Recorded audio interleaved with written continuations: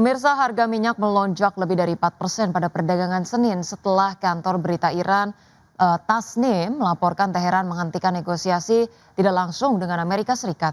Laporan itu juga menyebutkan Iran dan sekutunya tengah menyiapkan langkah untuk memblokir sepenuhnya Selat Hormuz serta berpotensi mengganggu jalur pelayaran strategis lainnya.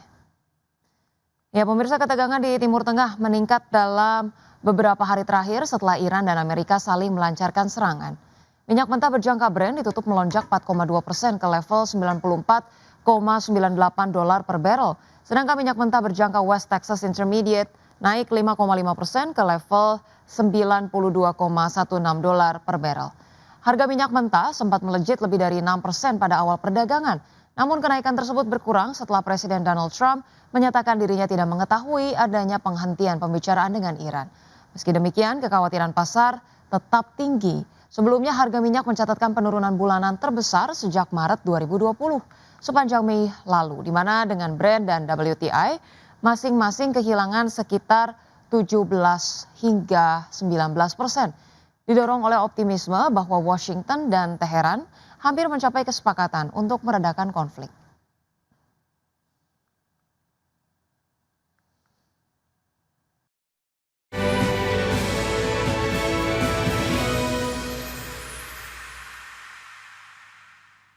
Ya, terima kasih Anda masih bergabung sama kami, pemirsa, dan kita masuk informasi dari emiten PT Petrindo Jaya Kreasi Tbk merespon rencana pemerintah menerapkan kebijakan ekspor satu pintu melalui PT Danantara Sumber Daya Indonesia. Iya, pemirsa, manajemen ini menyatakan bahwa perseroan belum dapat memberikan penilaian yang definitif mengenai potensi dampaknya terhadap operasional, kondisi keuangan, kontrak dengan pelanggan, hingga resiko pembiayaan. PT Petrindo Jaya Kreasi Tbk merespon rencana pemerintah menerapkan kebijakan ekspor satu pintu melalui PT Danantara Sumber Daya Indonesia. Presiden menilai hingga saat ini belum ada aturan resmi yang diterbitkan pemerintah sehingga dampak kebijakan tersebut terhadap bisnis belum dapat disimpulkan secara pasti. Direktur Utama PT Petrindo Jaya Kreasi Tbk Michael menyatakan bahwa presiden belum dapat memberikan penilaian definitif mengenai potensi dampaknya terhadap operasional, kondisi keuangan, kontrak dengan pelanggan, hingga risiko pembiayaan. Meski demikian, Presiden menyatakan akan tetap mendukung kebijakan pemerintah dan berkomitmen mengatur seluruh regulasi yang berlaku. Namun Presiden menekankan bahwa keberhasilan sentralisasi ekspor akan sangat bergantung pada kualitas desain dan implementasi kebijakan di lapangan. Menurut Presiden, perubahan tata kelola ekspor yang cukup signifikan membutuhkan proses pelaksanaan yang transparan, efisien, dan terstruktur agar tidak mengganggu aktivitas usaha yang sudah berjalan. Selain itu, Presiden menilai kepastian hukum dan konsistensi penegakan aturan menjadi faktor penting agar kebijakan tersebut dapat memperoleh kepercayaan dari investor serta konsumen global. Sebagai langkah antisipasi, Presiden akan terus menjaga komunikasi dan koordinasi dengan regulator, asosiasi industri, pelanggan, kreditur, serta pihak terkait lainnya untuk memastikan proses transisi berjalan mulus. Berbagai sumber untuk IDX Journal.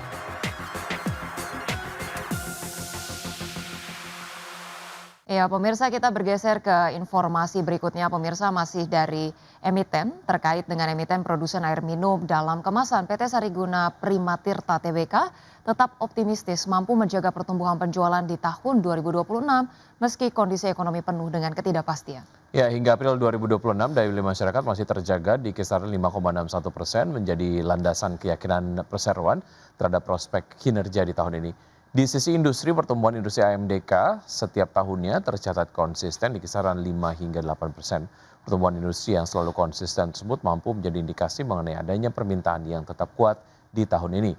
Pada kuartal pertama tahun 2026, perseroan mencatatkan penjualan senilai 774,4 miliar rupiah, naik 15,8% year on year dengan laba bersih konsolidasi tumbuh 5,2%. Lebih lanjut, untuk menjaga momentum, perseroan menyiapkan ekspansi kapasitas produksi melalui 3 pabrik baru di Palu, Pontianak, dan Pekanbaru yang akan beroperasi pada kuartal 3 dan 4 tahun ini. Selain itu, perseroan juga meluncurkan produk baru untuk segmen premium seperti hotel dan restoran.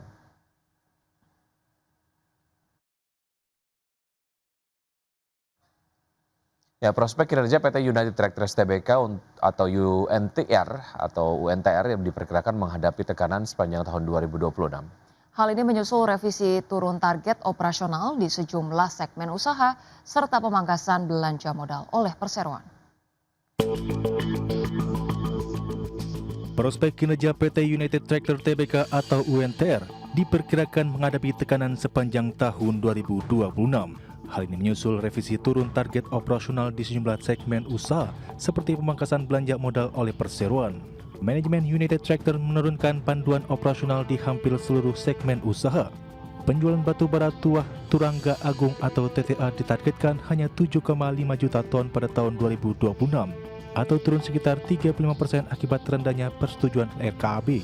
Perseroan juga mangkas belanja modal menjadi 650 juta dolar Amerika Serikat dari target awal sebesar 880 juta dolar Amerika Serikat. Kepala Riset Korea Investment and Sekuritas Indonesia Muhammad Wafi menilai target pertumbuhan laba UNTR tahun ini akan sulit dicapai. Menurutnya, skenario yang lebih realistis adalah menjaga laba tetap stabil dengan efisiensi capex dan pertahankan arus kas positif. Sementara itu, JP Morgan Sekuritas Indonesia mencatat target produksi emas Marta B pada tahun 2026 hanya 60.000 ons, jauh di bawah kapasitas normal 200.000 ons per tahun. Meski demikian, sejumlah katalis masih berpotensi menopang kinerja United Tractor. Harga batubara global yang masih relatif solid serta permintaan dari China, India, dan kawasan ASEAN menjadi penopang utama. Pengetatan RKAB di dalam negeri juga dinilai dapat menjaga harga batubara tetap tinggi. Selain itu, normalisasi operasional tambang emas Marta B pada paruh kedua 2026 berpeluang mendorong pemulihan kinerja perseroan. Berbagai sumber untuk ID Action. Ya, kita ke informasi berikutnya. Pemirsa, pergerakan IHSG di bulan Juni 2026 disebut akan dibayangi oleh sentimen kebijakan ekspor satu pintu, pergerakan rupiah, dan realisasi dari rebalancing FTSE Russell. Sementara itu dari sisi teknikal, Head of Research Kiwum Sekuritas, Liza Kamelia Suryanata, menyatakan level 6.000 hingga 5.882 menjadi zona support bagi IHSG saat ini. Indeks harga saham gabungan mengakhiri perdagangan di bulan Mei 2026 di level 6.127 pada Jumat 29 Mei 2026. Secara tahun berjalan, indeks anjlok 29,14%. Arus dana asing masih mencatatkan tren keluar dari pasar saham domestik. Sepanjang tahun berjalan, nilai jual bersih investor asing di seluruh pasar mencapai 45,45 triliun rupiah. Head of Research Kiwum Sekuritas Liza Kamelia Suryanata menyampaikan, pergerakan IHSG di Juni 2026 akan diawali sentimen PT Danantara Sumber Daya Indonesia, pergerakan rupiah, dan penilaian rebalancing FTSE Russell yang akan terrealisasi 19 Juni 2026. Khusus sentimen DSI, Liza mengatakan implementasi kebijakan ekspor satu pintu berpotensi memberi manfaat bagi perekonomian. Namun tantangan terbesar kebijakan ini bukan terletak pada tujuannya, melainkan pada implementasinya. Pasar saat ini berada dalam kondisi yang cukup sensitif.